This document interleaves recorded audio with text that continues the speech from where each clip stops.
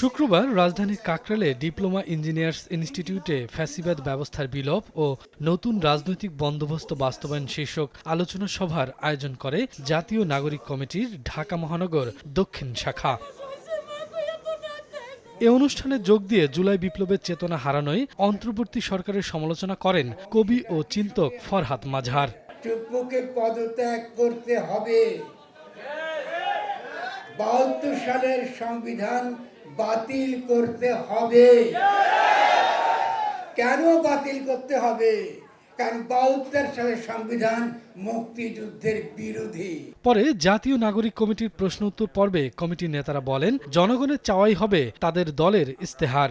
তরুণদের নেতৃত্বে ছাত্র জনতার ঐক্যবদ্ধ প্রয়াসে যে নতুন বাংলাদেশ আসবে এবং এই নতুন বাংলাদেশে যে নতুন রাজনৈতিক দলটি আসতে যাচ্ছে, এখানে ক্ষমতা কোনো পরিবারের মধ্যে কেন্দ্রীভূত থাকবে না।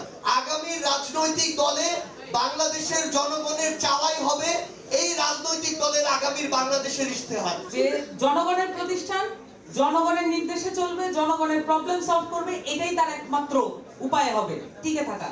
আদারওয়াইজ এই ধরনের প্রতিষ্ঠান ভেঙে আমরা আবার নতুন প্রতিষ্ঠান গড়ে তুলব।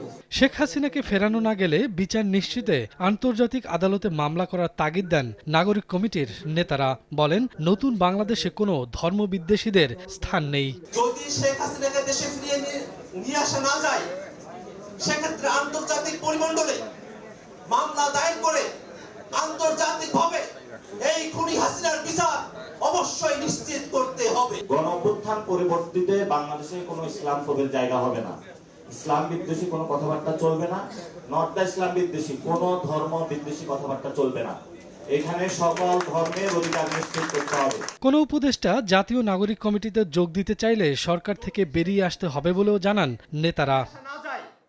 শফিকুজ্জামান রুবেল, সময় সংবাদ, ঢাকা।